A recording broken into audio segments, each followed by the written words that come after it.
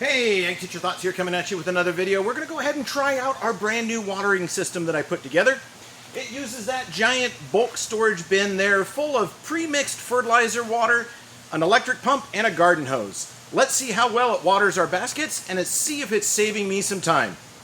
I know it's going to save me a sore back from all the watering cans we used to use. Let's see if this works better. All right, let me go turn it on.